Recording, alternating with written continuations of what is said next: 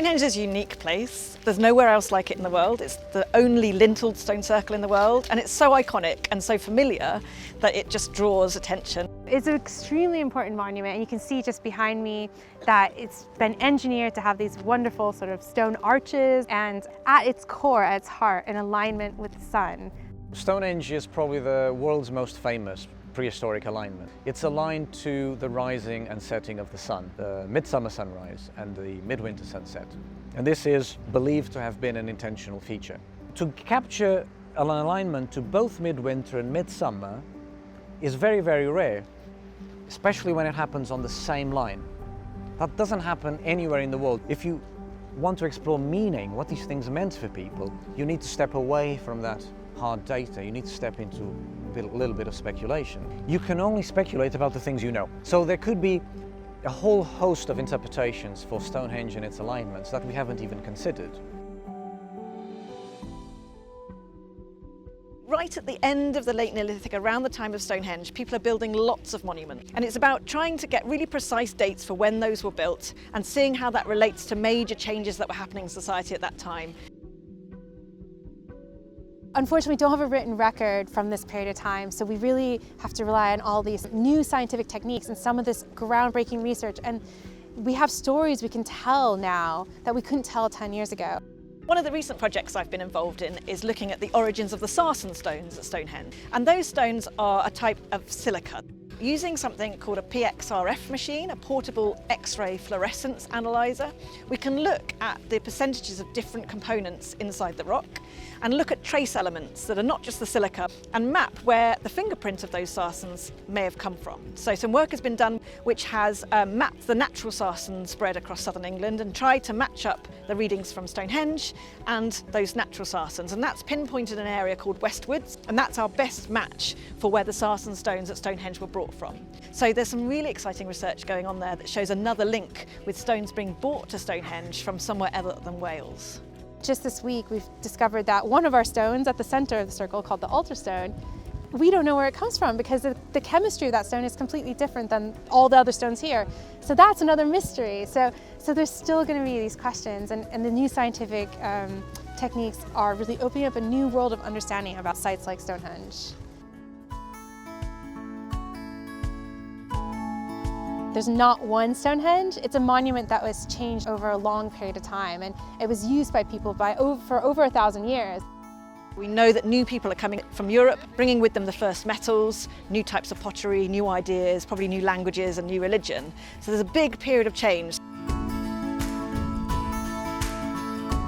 These people really would have been watching the skies and had a deep understanding of the movements of the different planets, the stars, the sun and the moon. And what's really interesting is there might be a practical element to that, understanding the cycles of the year, when to plant your crops, when to move your animals is a really important thing. But over time, these seem to actually get a religious meaning, and we get these monuments such as Stonehenge marking those. But the earliest form of Stonehenge was actually a cemetery.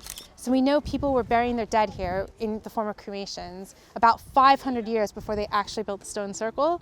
So it's a place where people came to celebrate their ancestors and commemorate maybe the dead in the grandest way possible.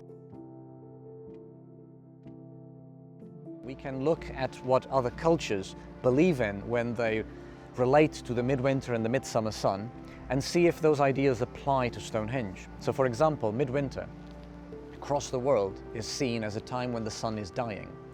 The sun is at its lowest in the sky, the days are at its shortest. But what happens afterwards? The sun comes back to life.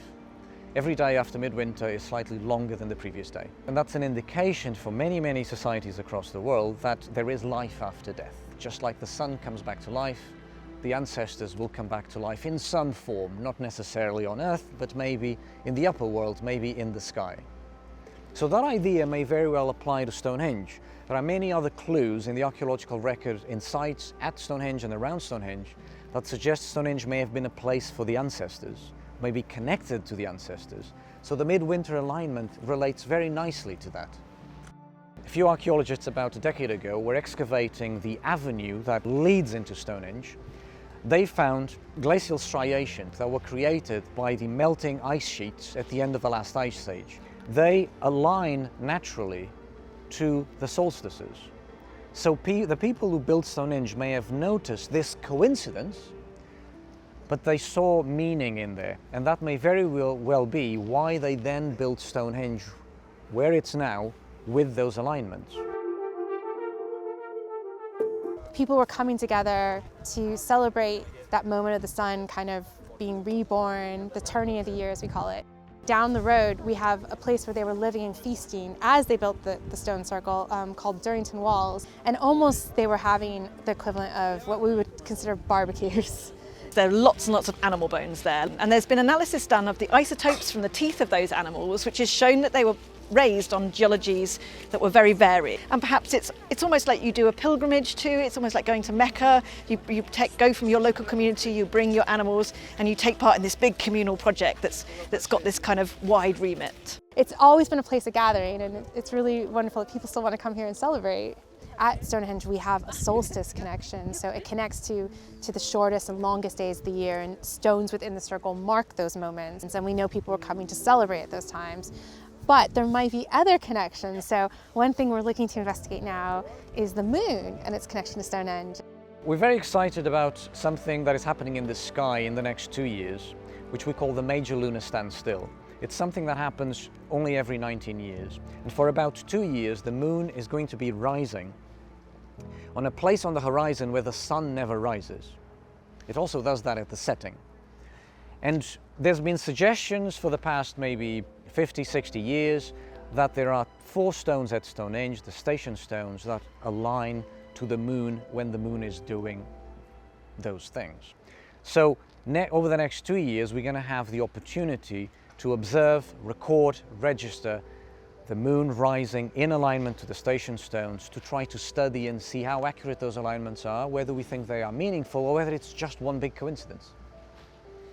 As archaeologists, we can sometimes just keep going around the same circles, and we need a way of testing these different hypotheses against the data, and that's perhaps the most difficult challenge.